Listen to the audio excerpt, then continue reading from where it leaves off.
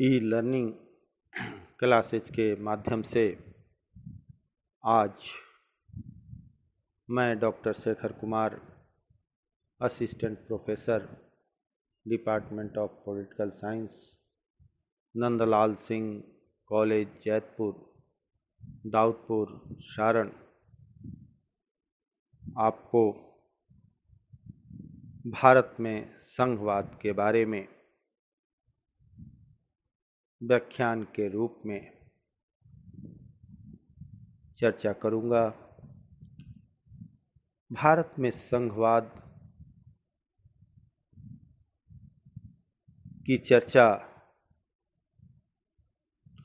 करने के क्रम में हम इसके अर्थ, परिभाषा, संघात्मक शासन की विशेषताएं, संघात्मक शासन के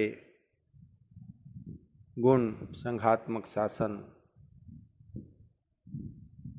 क्या है, भारत को राज्य संघ क्यों कहा जाता है, इन सब आदि चीज़ों का वर्णन आपके समक्ष करूंगा। संघवाद आधुनिक समय में एक लोकप्रिय शासन प्रणाली है जिसे अपनाने के लिए विश्व के राज्यों में आज होड़ सी मच गई है। विश्व में संघवादी सिद्धांत और व्यवहार का प्रचलन अमेरिका के निर्माण से हुआ है। भारतीय संविधान भी भारत में संघात्मक शासन पद्धति की स्थापना करता है। हमारे संविधान के प्रथम भाग के प्रथम अनुच्छेद में ही भारत को राज्यों का संघ घोषित किया गया है, अर्थात भारत राज्यों का संघ है। फेडरेशन के स्थान पर यूनियन शब्द का प्रयोग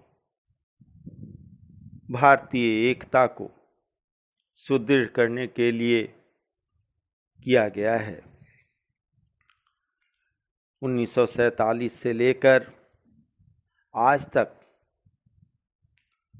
राज्यों की सीमाएं अनेक बार बदल चुकी हैं। इस अवधि के दौरान न सिर्फ राज्यों की सीमाओं में बदलाव आया है, वरन कुछ राज्यों की जनता के इच्छानुसार उसके नाम भी बदल दिए गए हैं। संघात्मक शासन का अर्थ राजनीति शास्त्र के अंतर्गत संघीय शासन व्यवस्था को महत्वपूर्ण स्थान प्राप्त है। इस व्यवस्था में संघ तथा राज्यों का अपना अलग अलग अस्तित्व रहता है और दोनों का अधिकार तथा कार्यक्षेत्र हमारे संविधान के द्वारा ही बांट दिया गया है। अधिकांश लोगों का मानना है कि संघीय व्यवस्था में ही लोकतांत्रिक मूल्यों की रक्षा संभव है। फेडरेशन का हिंदी अनुवाद संघ है। फेडरेशन शब्द की उत्पत्ति लैटिन भाषा के फोएडस से हुई, जिसका अर्थ समझौते या संधियां होता है। यदि हम शब्द की उत्पत्ति से देखें तो संधियों या समझौतों द्वारा निर्मित राज्यों को संघ कहा जाता है। इसमें अनेक स्वतंत्र राज्य अपने कुछ सामान्य उद्देश्यों की पूर्ति के लिए एक केंद्रीय शासन को संगठित करते हैं और अन्य विषयों पर अपनी अलग अलग स्वतंत्रता एवं पहचान बनाए रखते हैं। भारतीय गणराज्य को राज्यों का संघ क्यों कहा जाता है? बहुत विचार विमर्श के बाद 1935 के भारत शासन अधिनियम में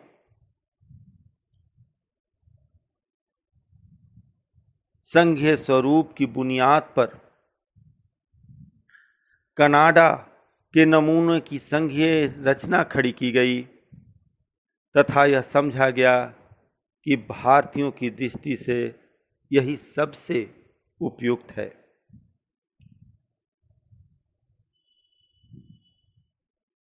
भारतीय संघ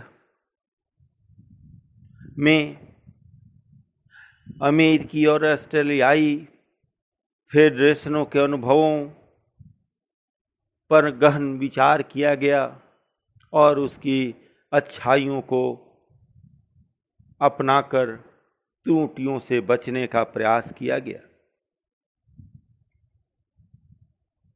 हमारे भारत में राज्यों का संघ भारत में संघवाद की इकाइयों के मध्य किसी समझौते और संधियों का परिणाम नहीं है। भारतीय संघ की इकाइयों को संघ से अलग होने की स्वतंत्रता नहीं है। ऐसा समझा गया कि ऐसी व्यवस्था के चलते यह फेडरेशन एक अस्थायी और अटूट यूनियन बन गया है। इस संबंध में डॉक्टर भीमराव अंबेडकर जी ने कहा था कि संघ और राज्यों का गठन एक ही ढांचा है जिससे कोई बाहर नहीं निकल सकता और जिसके अंदर रहकर ही उन सबको काम करना है।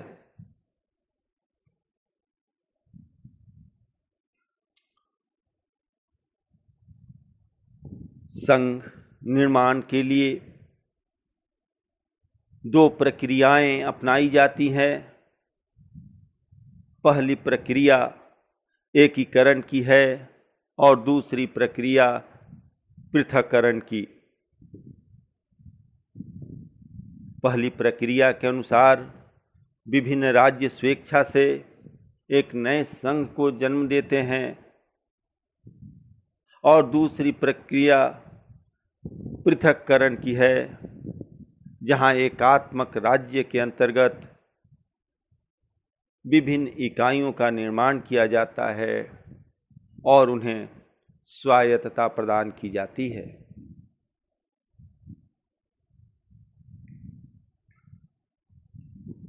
संवैधानिक विकासों के साथ साथ ब्रिटिश काल में भी संघीय विचारधारा का क्रमिक विकास हुआ। भारत में विदेशी राज्यों की सुदृढ़ता तथा एकता के ख्याल पर एकात्मक व्यवस्था को अपनाया गया।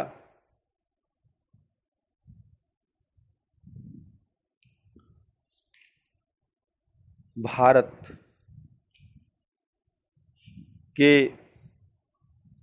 संघात्मक शासन की विशेषताओं की ओर हम जब ध्यान देते हैं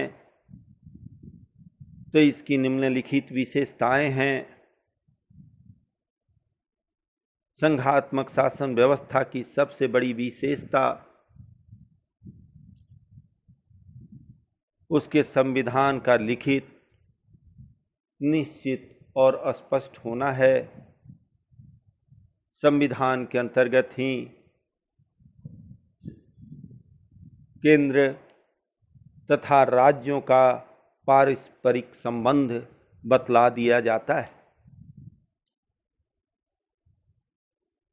संघीय शासन व्यवस्था में संविधान की सर्वोच्चता को स्वीकार किया गया है। इस व्यवस्था में संविधान सर्वोच्च होता है। संविधान की सर्वोच्चता का यह अर्थ होता है कि संवैधानिक उपबंधों के विरुद्ध किसी को कानून बनाने का कोई अधिकार नहीं। संघात्मक शासन व्यवस्था में एक केंद्रीय या संघीय सरकार और दूसरी इकाइयों की सरकार होती है। दोनों का शासन अलग अलग रहता है। संघात्मक शासन की विशेषताओं की ओर ध्यान देने पर यह पता चलता है कि केंद्र तथा इकाइयों के बीच अधिकारों का स्पष्ट विभाजन रहता है। केंद्रीय सरकार के अधिकार क्षेत्र में सामान्य तथा राष्ट्रीय महत्व के विषय रहते हैं तथा विभिन्न इकाइयों के अधिकार क्षेत्र में स्थानीय महत्व के विषय। इसके अंतर्गत हमारी 3 सूचियां हैं, संघ सूची, राज्य सूची तथा समवर्ती सूची। और इन तीनों सूचियों के माध्यम से केंद्र तथा राज्य के अधिकार क्षेत्रों को स्पष्ट कर दिया जाता है। संघात्मक शासन व्यवस्था में स्वतंत्र और सर्वोच्च न्यायपालिका की व्यवस्था इसकी विशेषताएं में प्रमुख स्थान रखती हैं। क्योंकि संघीय व्यवस्था में विभिन्न इकाइयां केंद्र के साथ रहती हैं, इसलिए केंद्र तथा विभिन्न इकाइयों में संघर्ष की संभावना रहती है। केंद्र और राज्यों के बीच उत्पन्न मतभेदों और संघर्षों को दूर करने तथा नागरिकों एवं विभिन्न राज्यों के अधिकारों की रक्षा के लिए एक स्वतंत्र तथा निष्पक्ष न्यायपालिका की व्यवस्था संघीय शासन में कर दी जाती है। इकाइयों की संप्रभुता नहीं है हमारे भारतीय संघात्मक शासन प्रणाली में। संघात्मक शासन व्यवस्था में विभिन्न इकाइयों को संप्रभुता प्राप्त नहीं रहती। वे किसी भी विदेशी राज्य के साथ संधि समझौते नहीं कर सकते। सारी संघात्मक शासन की विशेषताओं के बाद संघात्मक शासन की आवश्यक शर्तें हैं, जिन्हें हम अग्रलिखित रूप में रख सकते हैं। भौगोलिक एकरूपता। भौगोलिक एकरूपता संघीय शासन व्यवस्था की एक आवश्यक शर्त है। संघ में शामिल होने वाले विभिन्न इकाइयों में भौगोलिक एकरूपता आवश्यक होती है। संघात्मक शासन की आवश्यक शर्त में ऐतिहासिक तथा सांस्कृतिक एकता का रहना आवश्यक है। इसमें संघात्मक व्यवस्था सुदृढ़ होती रहती है।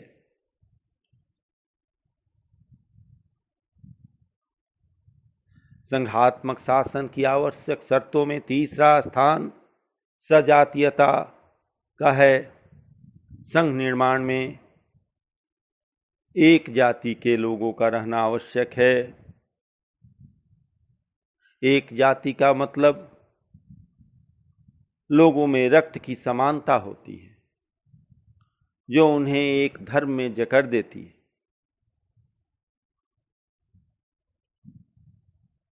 राजनीतिक और सामाजिक चेतना संघ निर्माण में नागरिकों में विद्यमान रहती है।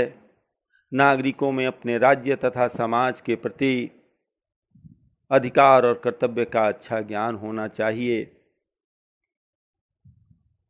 विभिन्न इकाइयों में संतुलन संघात्मक शासन की आवश्यक शर्तें हैं। संघ निर्माण के लिए छोटे और बड़े इकाइयों में संतुलन होना चाहिए।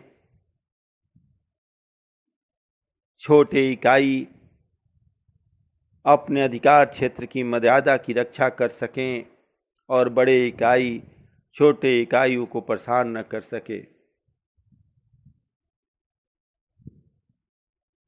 संघात्मक शासन की आवश्यक शर्त राजनीतिक संस्थाओं तथा सामाजिक प्रथाओं में समानता से संबंधित है। इससे देश के लोगों और विभिन्न इकाइयों में एक साथ काम करने की प्रवृत्ति जगती है। आधुनिक समय में संघात्मक शासन के विभिन्न गुण और दोष हमें दिखाई पड़ते हैं। अब हम इनके विभिन्न गुण और दोषों की चर्चा आपके समक्ष करेंगे। वर्तमान समय में विश्व के अधिकांश देशों ने संघीय शासन व्यवस्था को अंगीकार किया है। आज का संपूर्ण समाज ही संघात्मक है और विश्व एक संघात्मक व्यवस्था की ओर बढ़ रहा है। संघात्मक शासन के जब हम गुण की चर्चा करेंगे तो इनके गुणों में राष्ट्रीय एकता में वृद्धि,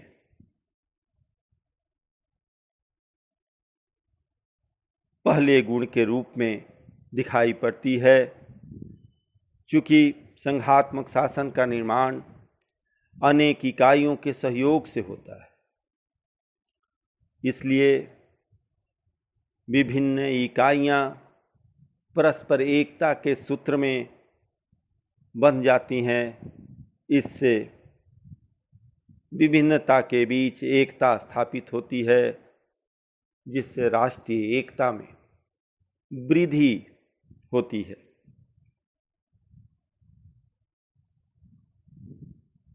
संघात्मक शासन के गुण में क्षेत्रीय स्वायत्तता,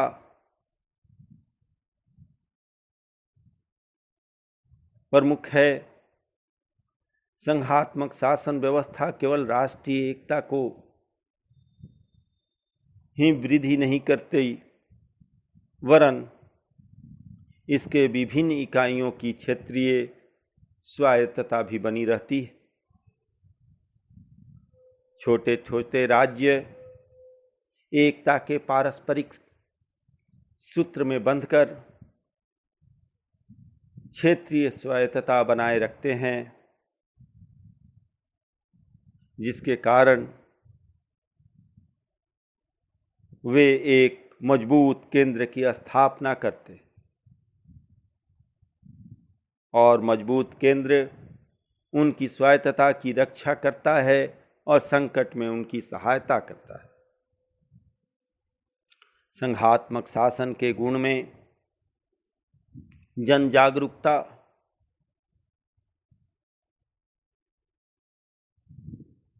प्रमुख है। चूँकि संघात्मक शासन प्रणाली में शक्ति विकेंद्रित रहती है, जनता के शासन में भाग लेने का अधिक समय मिलता है। इससे जनता अपने राजनीतिक तथा सामाजिक अधिकारों से रूबरू होती रहती है।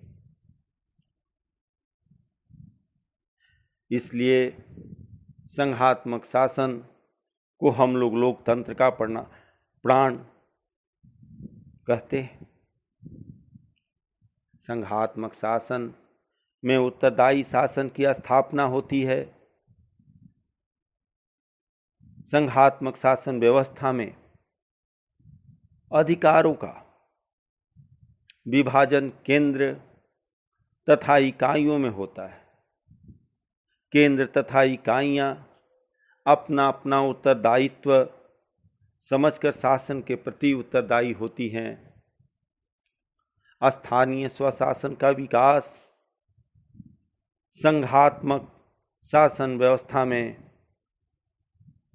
प्रशासन विकेंद्रित होता है, इसलिए इसमें स्थानीय स्वशासन की भावना विकसित होती है।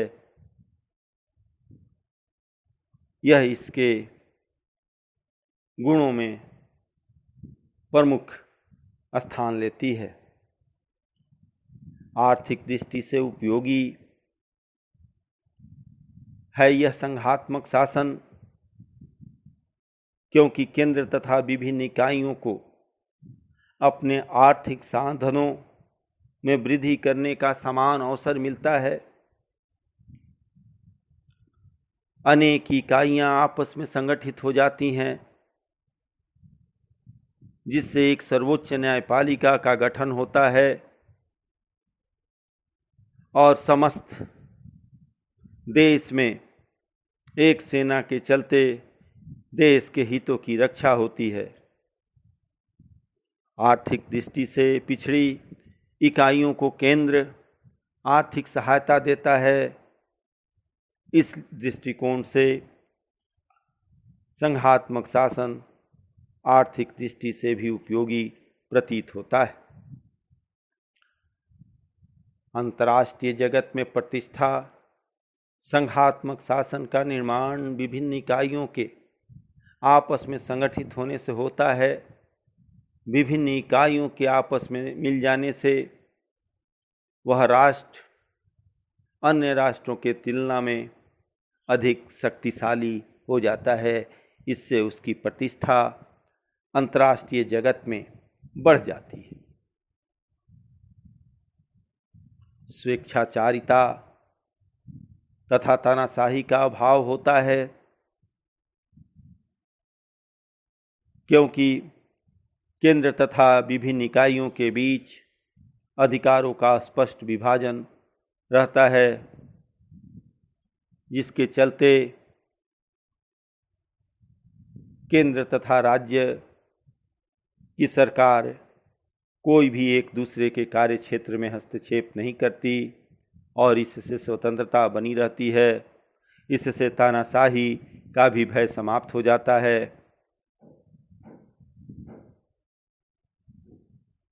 कुशल प्रशासन संघात्मक शासन के एक गुण के रूप में हमारे सामने दिखाई पड़ता है। संघात्मक शासन व्यवस्था में अधिकारों का स्पष्ट विभाजन होने से केंद्र का भार हल्का हो जाता है, जिसे प्रशासन की कार्यकुशलता में वृद्धि होती है।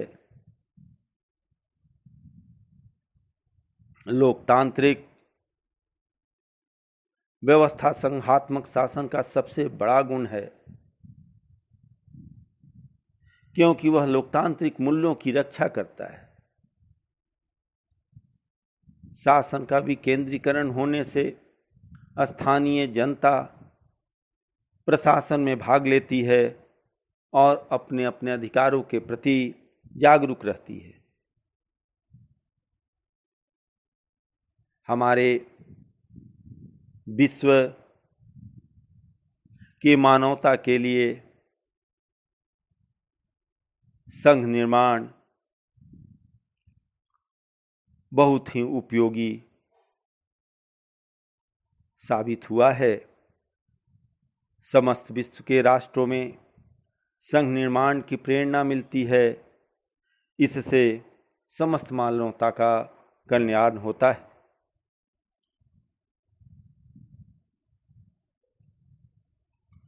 संघात्मक शासन के इन गुणों की चर्चा करने के बाद जब हम इनके दोषों की ओर ध्यान देते हैं तो इनके विभिन्न दोष भी हमारे सामने परिलक्षित होते हैं, दिखाई पड़ते हैं।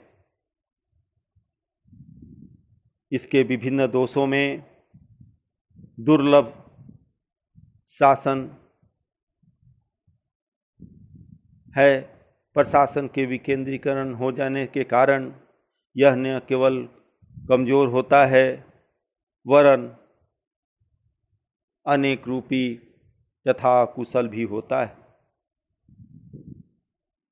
इसकी दोषों की चर्चा करने में हम कह सकते हैं कि यह प्रगति विरोधी शासन है, क्योंकि संघात्मक शासन प्रगति का विरोध करता है,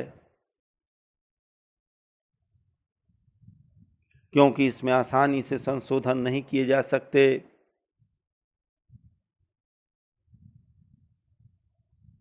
संघ राज्यों के संविधान साधारणतः दुष्परिवर्तनशील होते हैं, इससे आसानी से इसमें संशोधन नहीं किए जा सकते।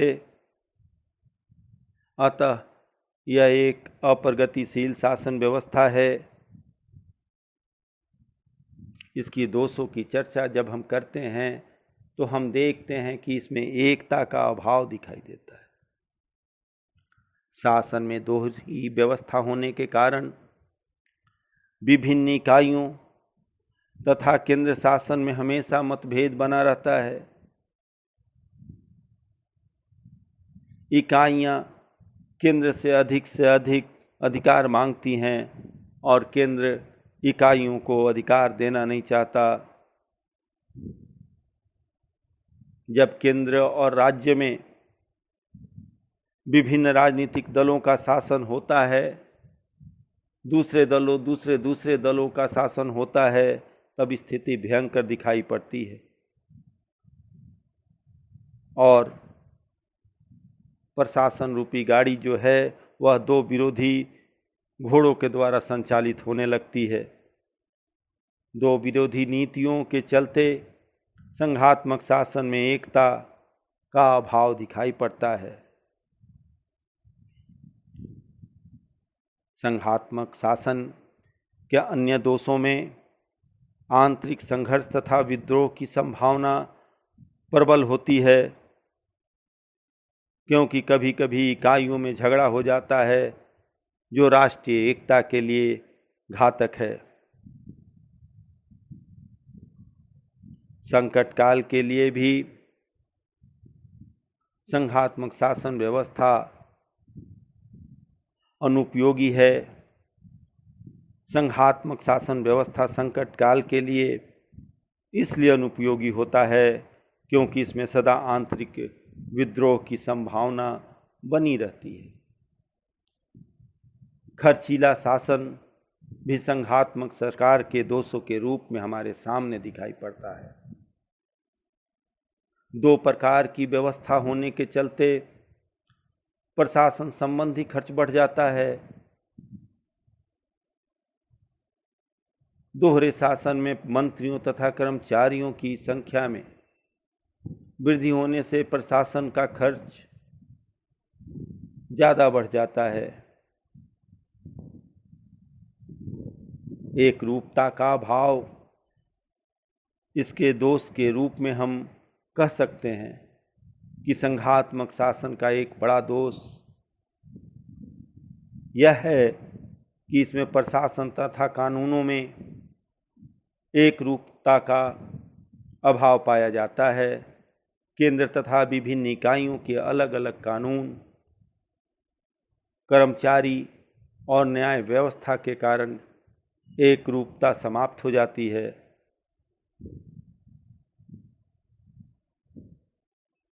रूढ़िवादिता पर आधारित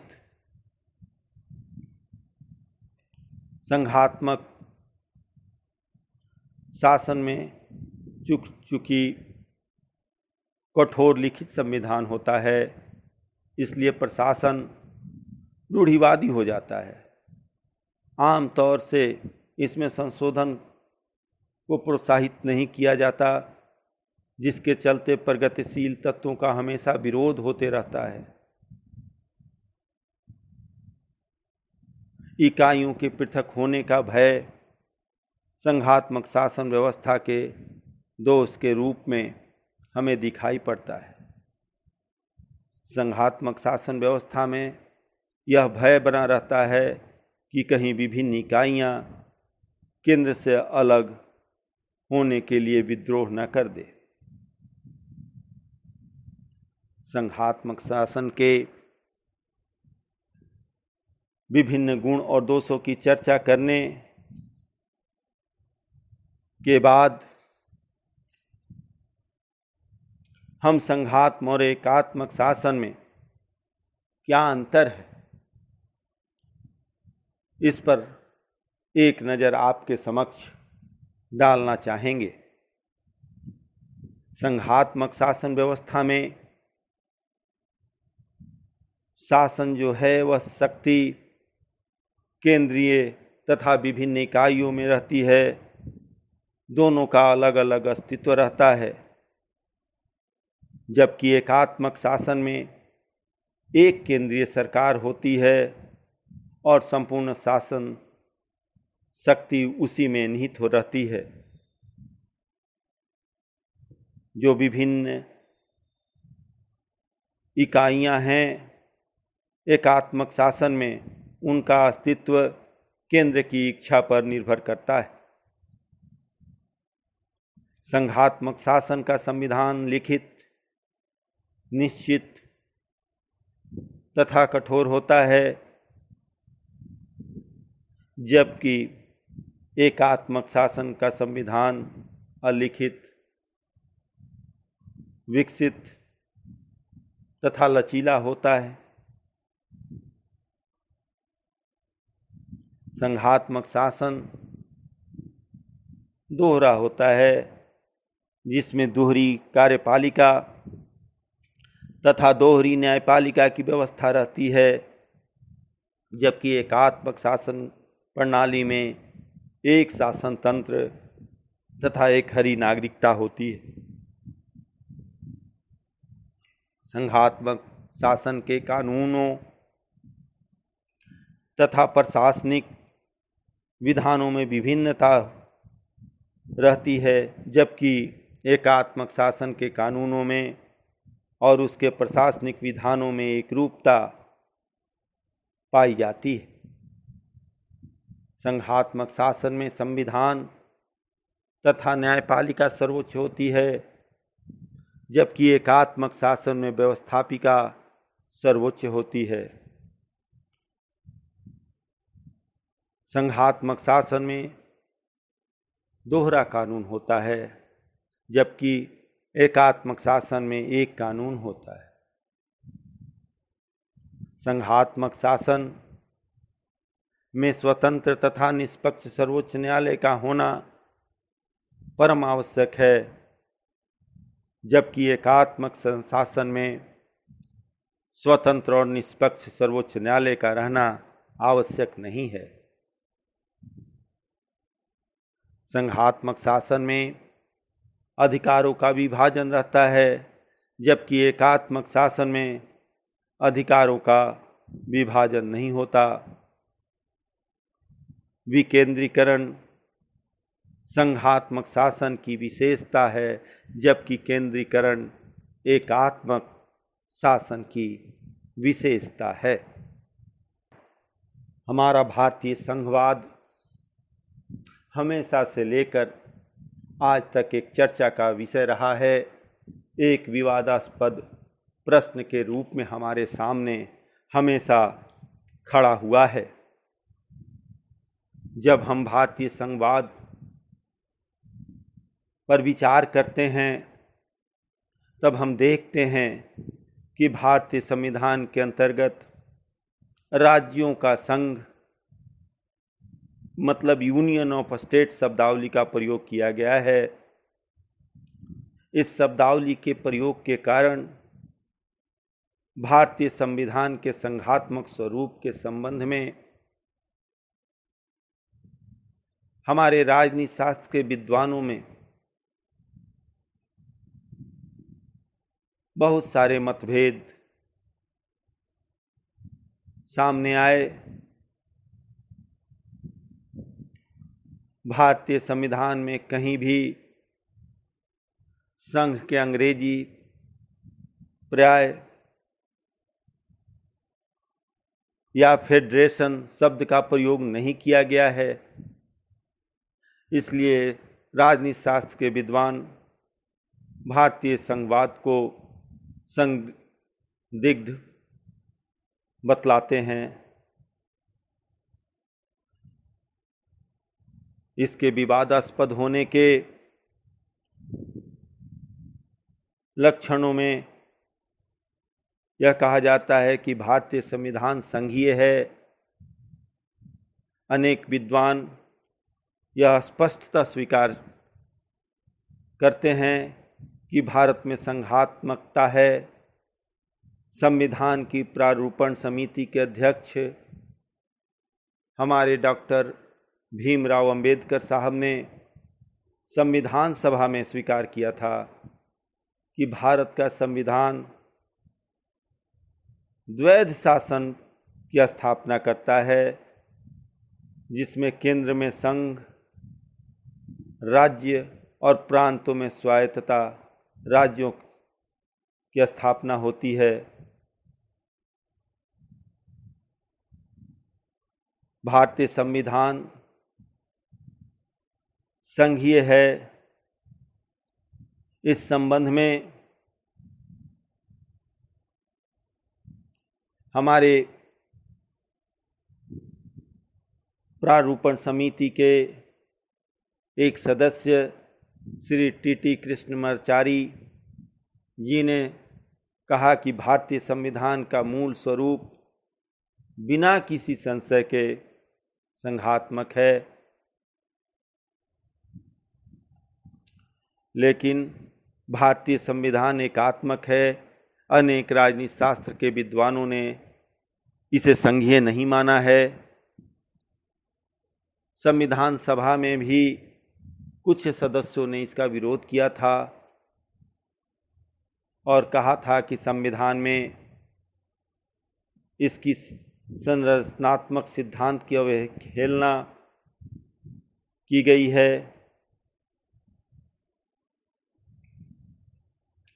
भारतीय संविधान के अनुसार संविधान सभा में हमारे राजनीति शास्त्री केसी वियर ने कहा था कि भारतीय संविधान द्वारा एक ऐसी शासन प्रणाली स्थापित की गई है जो अधिक से अधिक संघात्मक कही जा सकती है।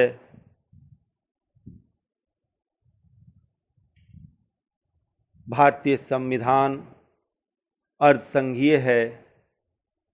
इस पर भी राजनीति शास्त्र के कुछ विद्वानों में मतभेद हुआ।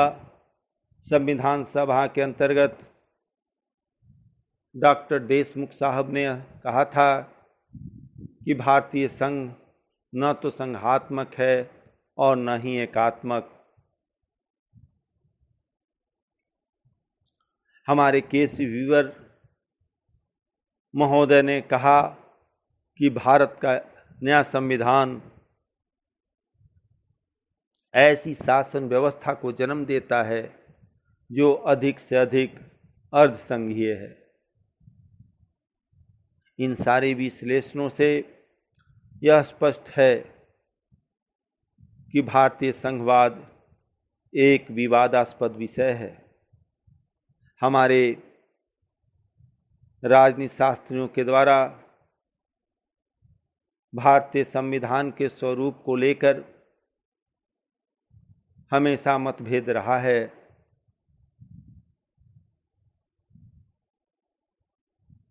हमारे भारतीय संविधान में संवैधानिक संघात्मक लक्षण दिखाई पड़ते हैं, जिसके चलते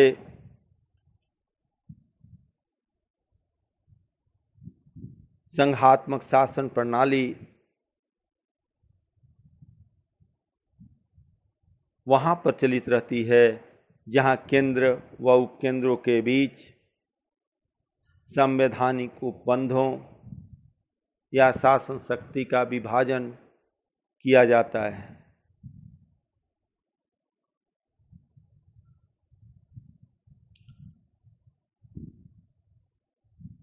भारतीय संविधान में शासन प्रणाली के संघात्मक शासन प्रणाली के लक्षण विद्यमान हैं, क्योंकि भारत का संविधान मुख्यतः संघात्मक है, क्योंकि इसमें संघ सरकार के प्रायः सारे लक्षण हमें दिखाई पड़ते हैं। संघीय शासन प्रणाली की जो विशेषताएं होती हैं वह भारतीय शासन प्रणाली में मौजूद हैं।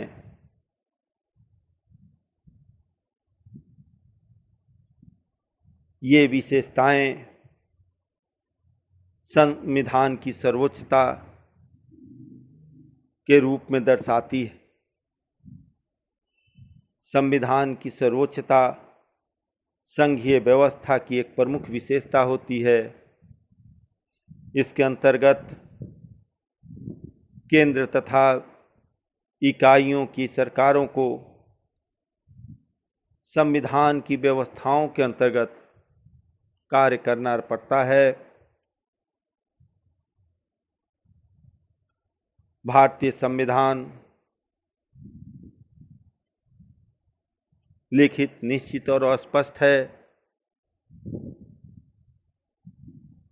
इसके साथ ही हमारे भारतीय संविधान को देश की सर्वोच्च विधि घोषित किया गया है। यही कारण है कि केंद्रीय तथा विभिन्न इकाइयां इसी संविधान से अपनी शक्तियां प्राप्त करती हैं।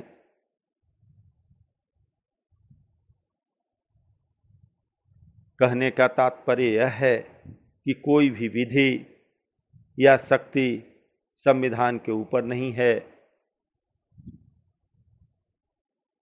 द्वैध शासन प्रणाली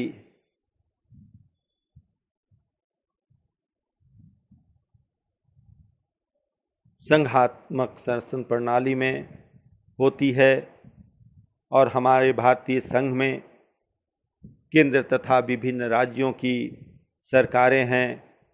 दोनों का अलग तथा स्वतंत्र अस्तित्व है, परंतु दोनों का आधार भारतीय संविधान है। केंद्र तथा इकाइयों की सरकारें संविधानतः एक दूसरे के अधीन न होकर एक बराबर के हैं, एक स्तरीय हैं। शक्तियों का बंटवारा संघात्मक लक्षण की ओर हमें इंगित करता है। संघात्मक शासन में आम तौर से केंद्र तथा इकाइयों के बीच शासन संबंधी शक्तियों का विभाजन रहता है। भारतीय संविधान में भी संघ तथा इकाइयों के बीच संविधान का शक्तियों का विभाजन कर दिया गया है। इन विभाजनों के लिए 3 सूचियां बनाई गई: संघ सूची, राज्य सूची और समवर्ती सूची। इन तीनों सूचियों में केंद्र तथा राज्य दोनों के कार्य क्षेत्रों को परिभाषित कर दिया गया है। न्यायपालिका की स्वतंत्रता। संघात्मक शासन तभी सफल हो सकती है जब वहाँ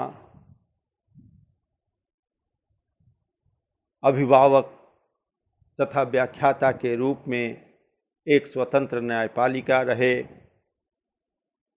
भारतीय संविधान के अनुसार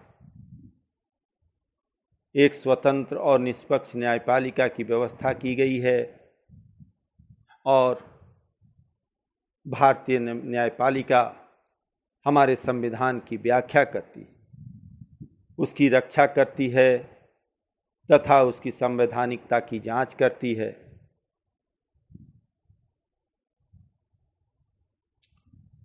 इन तथ्यों को, विशेषताओं को देखने के बाद यह स्पष्ट है कि भारतीय संविधान संघीय व्यवस्था की शर्तों को पूरा करता है। हमारे संविधान में निश्चित रूप से शासन की दोहरी प्रणाली अपनाई गई है। भारतीय संविधान एक लिखित दस्तावेज है जो निश्चित, कठोर तथा सर्वोच्च है। एक स्वतंत्र तथा निष्पक्ष न्यायपालिका संविधान के व्याख्याता तथा संरक्षक के रूप में कार्य करती है। इन तथ्यों से स्पष्ट हो जाता है कि हमारा भारतीय संविधान जो है वह संघात्मक है। अभी हमने भारत में संघवाद की स्थिति का विश्लेषण किया। हमने उन सभी तथ्यों का भी विश्लेषण किया जो भारतीय संविधान में एकात्मक प्रवृत्तियों की झलक देते हैं। लेकिन सही स्थिति यही है कि हमारा संविधान संघीय व्यवस्था की शर्तों को पूरा करता है। हमारे संविधान में निश्चित रूप से शासन की दोहरी प्रणाली लागू की गई। हमारा संविधान एक लिखित दस्तावेज है जो निश्चित, कठोर तथा सर्वोच्च है। एक स्वतंत्र तथा निष्पक्ष न्यायपालिका संविधान के संरक्षक और व्याख्याता के रूप में कार्य करती है।